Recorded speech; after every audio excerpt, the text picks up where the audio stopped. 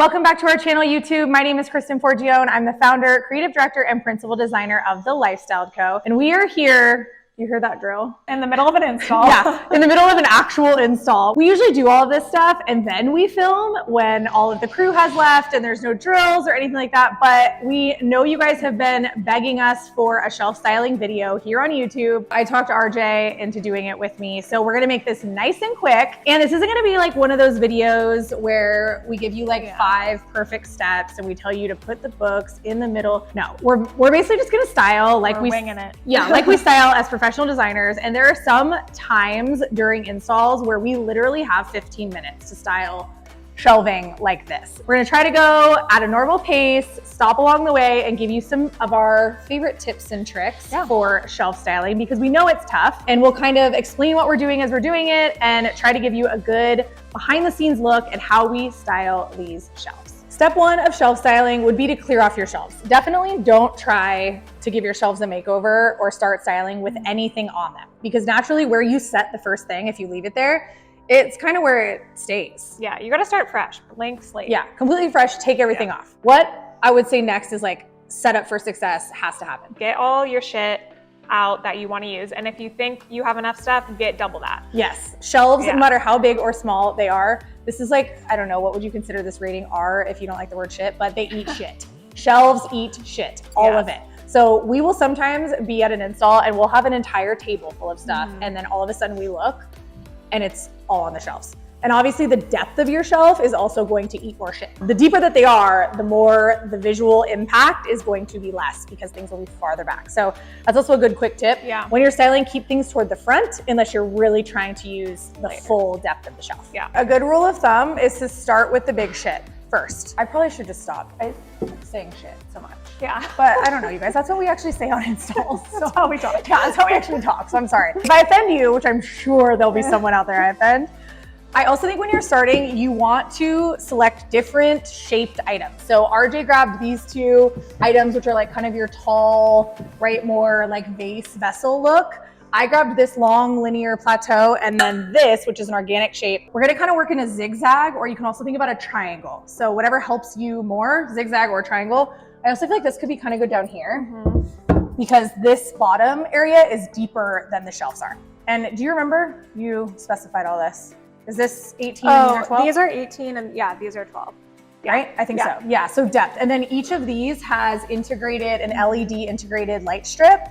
So we'll turn it all on. Sometimes the lighting doesn't come through super well on video, but we'll try. Okay, you also don't want to be afraid to use smaller items in your shelf area. Your whole shelf can't be filled with small things, and your whole shelf can't be filled with big things usually. So you kind of have to pick a range of items. You can see that we've started with some of our larger pieces, and now we're going to go in and layer some of the smaller pieces. RJ's working with bookends. We're gonna lay some books, and we'll show you how we do that. Some we lay flat, some we kind of use the sides of the shelf area to place them. Like, you kind of can't do it wrong. I feel like also we didn't mention, like, there's no way to pre-plan this. We literally just get a bunch of shit that we think could work, and then we play around with it, and we might move stuff, but it's impossible to like pre-plan what you're gonna put on your shelves. Yeah, I totally agree. Yeah. Just go for it. Yeah.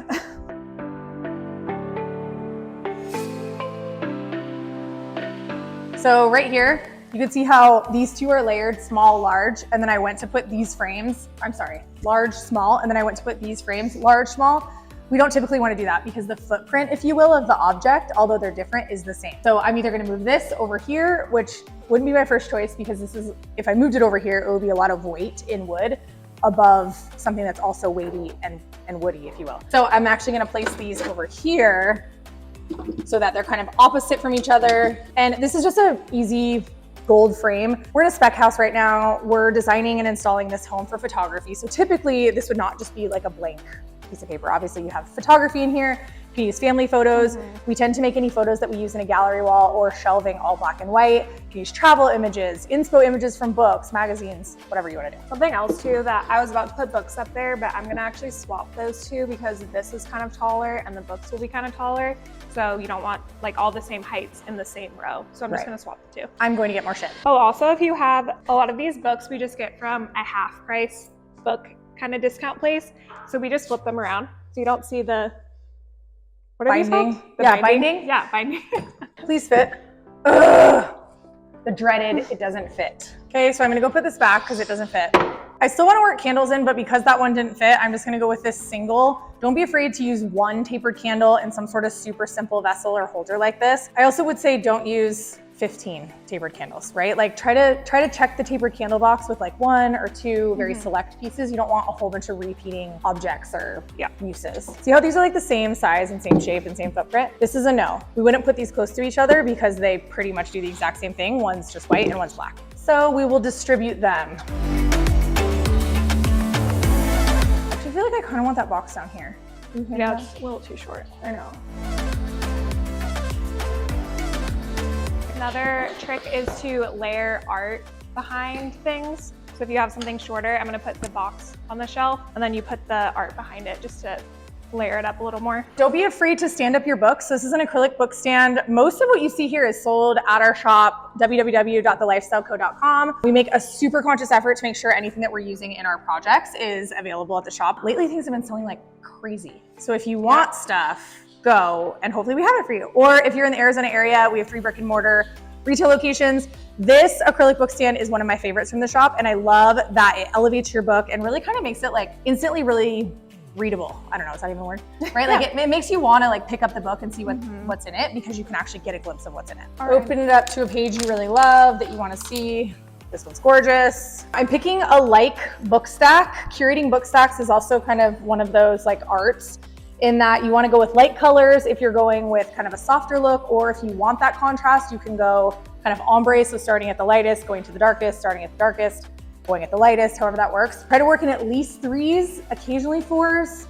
Odd numbers are best, 5, 7, that kind of stitch. I think I'm gonna go flat with these. Actually, do we like these here? Maybe over here. I think I'm gonna switch this, so this kind of creates one long shelf. So something else to notice, we kind of have 2 sides, right? So there's 2 groupings of everything until you get to this shelf. So we don't want every single shelf to be 2 distinct groupings. So I'm specifically selecting this shelf, which is pretty close to eye level, and I'm going to use the entire length of the shelf to try to break kind of those 2 groupings, if that makes sense. Okay, so then you're gonna look at your shelf and then you're gonna wanna change everything. So we typically will touch at least every single thing on the shelf twice, if not like 3 times or 4 times. I think right now I'm not super loving this. I wanted it to kind of cut things, but now I feel like it might be cutting things too much. Okay, Checker's having such a moment right now, and since we have Checker right here, I don't wanna get too close with this. It's also kind of the exact same shape as this, but I really wanna use this someplace.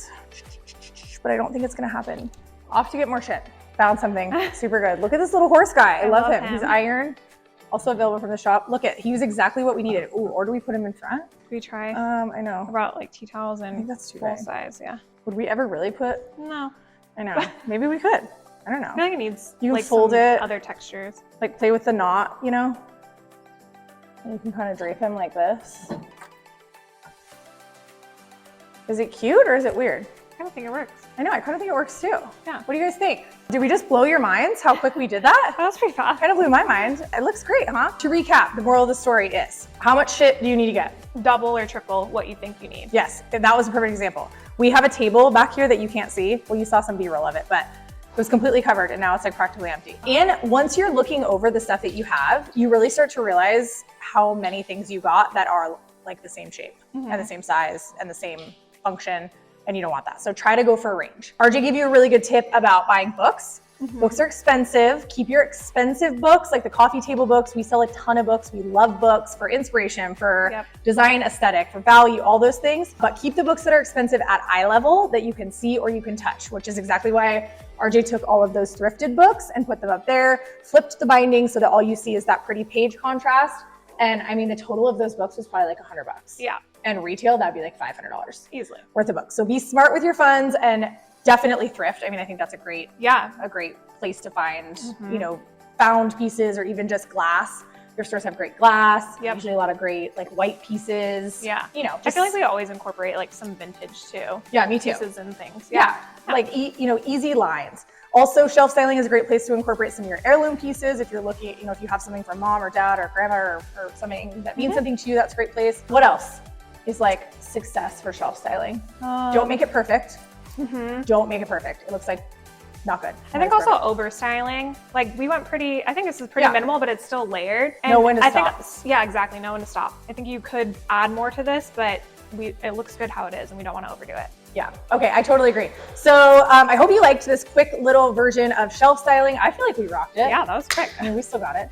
We're gonna make a couple changes in the install here. Before we go to photography, we have to add greens in some of our vases.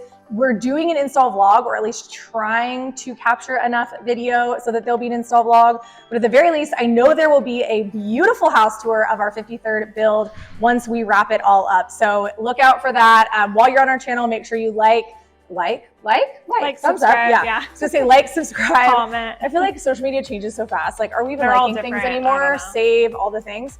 My personal handle on Instagram is @KristenForgione. Our brand account is @TheLifestyleCo. RJ can be found. Rachel Bielkowski. Don't even try to spell that. Just go to my account and she's tagged everywhere, or the brand account. But we will catch you guys on the next one.